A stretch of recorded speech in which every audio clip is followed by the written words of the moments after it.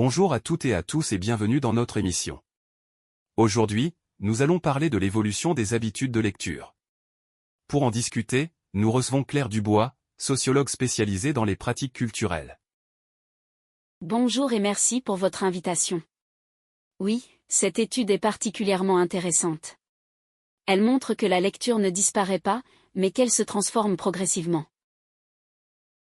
Selon l'enquête, environ 38,5% des adultes ont lu au moins un livre durant l'année.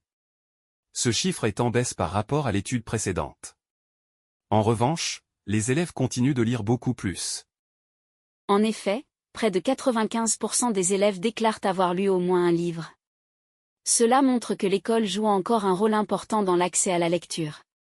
Cependant, les motivations peuvent être différentes selon l'âge. Un autre résultat attire l'attention, la participation des jeunes adultes augmente. Chez les personnes de 19 à 29 ans, le taux de lecture dépasse 75%. Comment expliquer cette tendance ? Plusieurs facteurs peuvent l'expliquer. On observe par exemple un regain d'intérêt pour certaines activités liées au livre. Les salons du livre ou les clubs de lecture attirent de plus en plus de jeunes. L'étude montre aussi que les supports de lecture évoluent rapidement. Chez les jeunes adultes, la lecture numérique dépasse désormais celle des livres papier. Les technologies semblent donc transformer la manière de lire. Oui, les livres numériques offrent un accès rapide et pratique au contenu. Ils correspondent aussi aux habitudes mobiles des jeunes générations. Cependant, le livre papier conserve encore une valeur symbolique forte. Les livres audio connaissent également un succès croissant. Dans plusieurs groupes d'âge, l'écoute d'audiobook augmente rapidement. Peut-on considérer cela comme une nouvelle forme de lecture ? Oui, beaucoup de chercheurs le pensent. Les livres audio permettent de découvrir des œuvres tout en faisant d'autres activités. Ils élargissent donc l'accès à la lecture à un public plus large. L'étude s'intéresse aussi aux raisons pour lesquelles les gens lisent. Chez les adultes, la motivation principale reste simplement le plaisir de lire. Le développement personnel est également souvent mentionné. Ces résultats montrent une évolution intéressante. Dans le passé, les lecteurs évoquaient davantage l'acquisition de connaissances. Aujourd'hui, la lecture est plus souvent associée au plaisir et au bien-être. Cependant, certains obstacles à la lecture persistent. Beaucoup de personnes expliquent qu'elles manquent de temps pour lire. La concurrence des vidéos et des réseaux sociaux est également souvent mentionnée. Oui, les contenus numériques captent une grande partie de notre attention. Dans ce contexte, la lecture doit trouver sa place parmi de nombreuses formes de divertissement. Cela transforme profondément nos pratiques culturelles. L'étude révèle également un écart important entre les générations. Les personnes de plus de 60 ans lisent beaucoup moins que les jeunes adultes. Cet écart générationnel semble assez marqué. Oui, les générations plus jeunes utilisent plus facilement différents supports. Elles passent du livre papier au numérique ou à l'audio sans difficulté. Cette flexibilité peut favoriser leur engagement dans la lecture. Les chercheurs évoquent aussi des inégalités sociales. Le niveau de revenus semble influencer la pratique de la lecture. Les personnes aux revenus plus élevés lisent généralement davantage. Oui, ce phénomène existe dans de nombreux pays. L'accès aux ressources culturelles dépend souvent de la situation économique. Ces facteurs peuvent renforcer certaines inégalités face à la lecture. Les autorités culturelles cherchent donc à encourager la lecture dans la vie quotidienne. Plusieurs programmes visent à développer les activités autour du livre. L'objectif est de rendre la lecture plus accessible à tous. Oui, ces initiatives peuvent avoir un impact réel. Les événements littéraires ou les programmes de lecture encouragent la découverte de nouveaux livres. Ils contribuent aussi à renforcer le lien entre les lecteurs et les lieux culturels. Finalement, cette enquête montre que la lecture n'est pas en train de disparaître. Elle évolue simplement avec les technologies et les modes de vie. Peut-on dire que nous assistons moins à un recul de la lecture qu'à une transformation de ses formes ? Oui, je pense que c'est exactement cela. Aujourd'hui, la lecture peut prendre plusieurs formes, papier, numérique ou audio. L'essentiel reste l'accès aux idées, aux histoires et à la culture. Merci beaucoup, Claire Dubois, pour cet éclairage sur l'évolution des habitudes de lecture. Votre analyse nous aide à mieux comprendre ces transformations culturelles. Et merci à toutes et à tous de nous avoir suivis. Merci à vous pour cette invitation. ces discussions sont importantes pour réfléchir à notre rapport à la lecture. J'espère que cette conversation encouragera chacun à continuer à lire.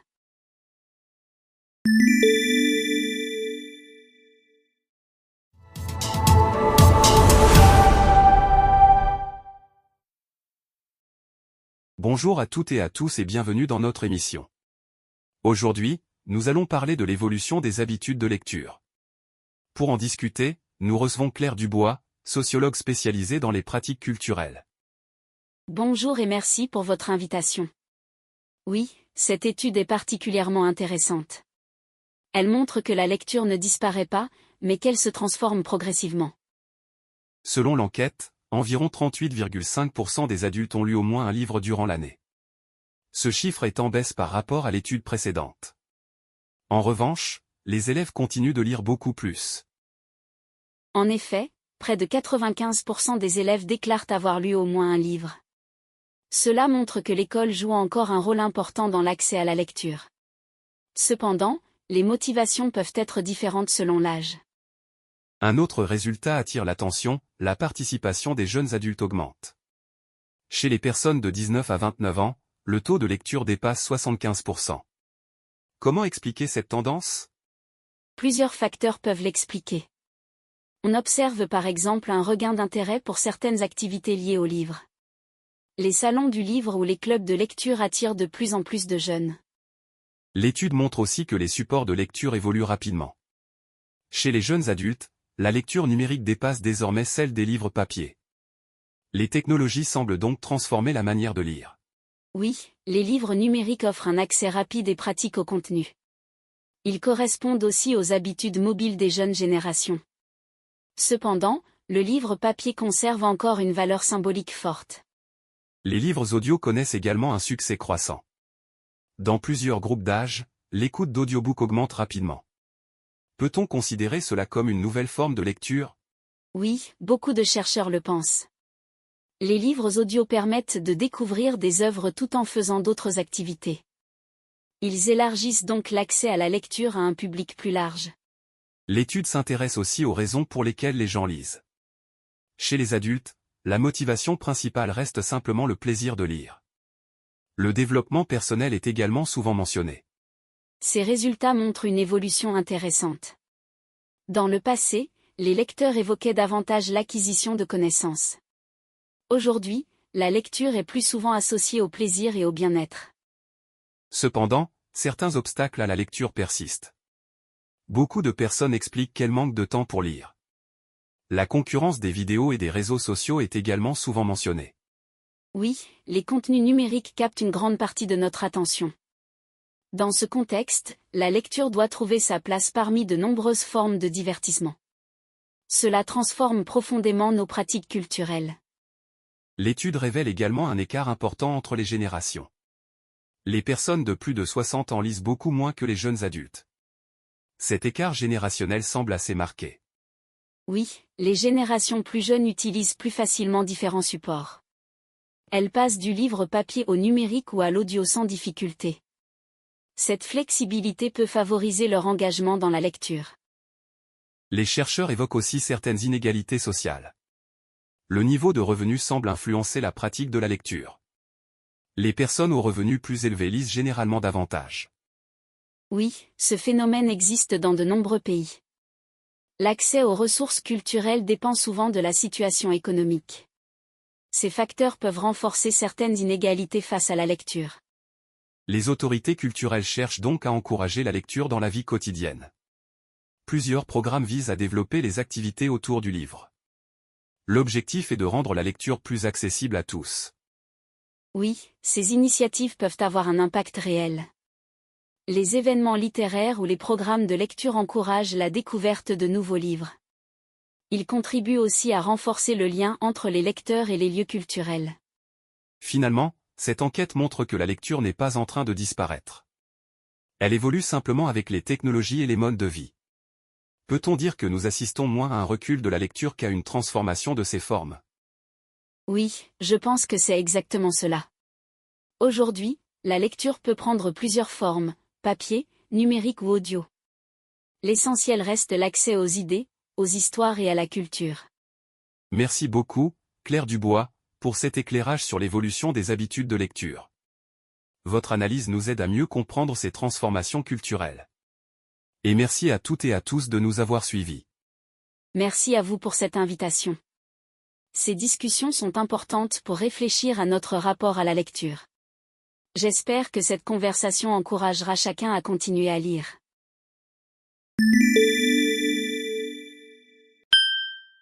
Elle se transforme progressivement. Elle montre que la lecture ne disparaît pas, mais qu'elle se transforme progressivement. Elle montre que la lecture ne disparaît pas, mais qu'elle se transforme progressivement. Un regain d'intérêt pour. On observe par exemple un regain d'intérêt pour certaines activités liées au livre. On observe par exemple un regain d'intérêt pour certaines activités liées au livre. Les supports de lecture évoluent. L'étude montre aussi que les supports de lecture évoluent rapidement. L'étude montre aussi que les supports de lecture évoluent rapidement. Élargir l'accès à la lecture. Ils élargissent donc l'accès à la lecture à un public plus large. Ils élargissent donc l'accès à la lecture à un public plus large. Capter une grande partie de l'attention. Oui, les contenus numériques captent une grande partie de notre attention. Oui, les contenus numériques captent une grande partie de notre attention. Un écart générationnel. Cet écart générationnel semble assez marqué. Cet écart générationnel semble assez marqué.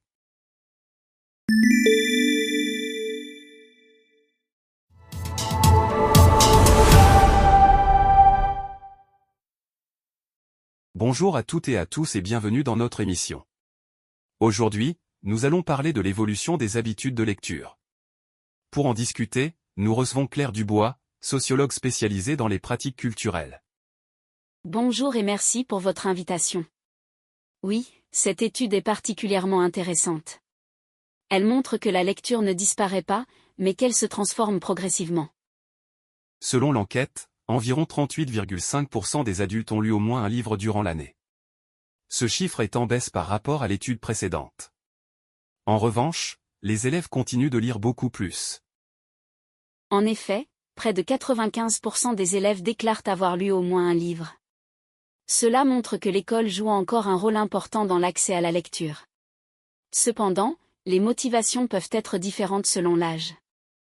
Un autre résultat attire l'attention, la participation des jeunes adultes augmente. Chez les personnes de 19 à 29 ans, le taux de lecture dépasse 75%. Comment expliquer cette tendance ? Plusieurs facteurs peuvent l'expliquer. On observe par exemple un regain d'intérêt pour certaines activités liées au livre. Les salons du livre ou les clubs de lecture attirent de plus en plus de jeunes. L'étude montre aussi que les supports de lecture évoluent rapidement. Chez les jeunes adultes, la lecture numérique dépasse désormais celle des livres papier. Les technologies semblent donc transformer la manière de lire. Oui, les livres numériques offrent un accès rapide et pratique au contenu. Ils correspondent aussi aux habitudes mobiles des jeunes générations. Cependant, le livre papier conserve encore une valeur symbolique forte. Les livres audio connaissent également un succès croissant. Dans plusieurs groupes d'âge, l'écoute d'audiobook augmente rapidement. Peut-on considérer cela comme une nouvelle forme de lecture ? Oui, beaucoup de chercheurs le pensent. Les livres audio permettent de découvrir des œuvres tout en faisant d'autres activités. Ils élargissent donc l'accès à la lecture à un public plus large. L'étude s'intéresse aussi aux raisons pour lesquelles les gens lisent. Chez les adultes, la motivation principale reste simplement le plaisir de lire. Le développement personnel est également souvent mentionné. Ces résultats montrent une évolution intéressante. Dans le passé, les lecteurs évoquaient davantage l'acquisition de connaissances. Aujourd'hui, la lecture est plus souvent associée au plaisir et au bien-être. Cependant, certains obstacles à la lecture persistent. Beaucoup de personnes expliquent qu'elles manquent de temps pour lire. La concurrence des vidéos et des réseaux sociaux est également souvent mentionnée. Oui, les contenus numériques captent une grande partie de notre attention. Dans ce contexte, la lecture doit trouver sa place parmi de nombreuses formes de divertissement. Cela transforme profondément nos pratiques culturelles. L'étude révèle également un écart important entre les générations. Les personnes de plus de 60 ans lisent beaucoup moins que les jeunes adultes. Cet écart générationnel semble assez marqué. Oui, les générations plus jeunes utilisent plus facilement différents supports. Elles passent du livre papier au numérique ou à l'audio sans difficulté. Cette flexibilité peut favoriser leur engagement dans la lecture. Les chercheurs évoquent aussi certaines inégalités sociales. Le niveau de revenus semble influencer la pratique de la lecture. Les personnes aux revenus plus élevés lisent généralement davantage. Oui, ce phénomène existe dans de nombreux pays. L'accès aux ressources culturelles dépend souvent de la situation économique. Ces facteurs peuvent renforcer certaines inégalités face à la lecture. Les autorités culturelles cherchent donc à encourager la lecture dans la vie quotidienne. Plusieurs programmes visent à développer les activités autour du livre. L'objectif est de rendre la lecture plus accessible à tous. Oui, ces initiatives peuvent avoir un impact réel. Les événements littéraires ou les programmes de lecture encouragent la découverte de nouveaux livres. Ils contribuent aussi à renforcer le lien entre les lecteurs et les lieux culturels. Finalement, cette enquête montre que la lecture n'est pas en train de disparaître. Elle évolue simplement avec les technologies et les modes de vie. Peut-on dire que nous assistons moins à un recul de la lecture qu'à une transformation de ses formes? Oui, je pense que c'est exactement cela. Aujourd'hui, la lecture peut prendre plusieurs formes, papier, numérique ou audio. L'essentiel reste l'accès aux idées, aux histoires et à la culture. Merci beaucoup, Claire Dubois, pour cet éclairage sur l'évolution des habitudes de lecture. Votre analyse nous aide à mieux comprendre ces transformations culturelles. Et merci à toutes et à tous de nous avoir suivis. Merci à vous pour cette invitation. Ces discussions sont importantes pour réfléchir à notre rapport à la lecture. J'espère que cette conversation encouragera chacun à continuer à lire.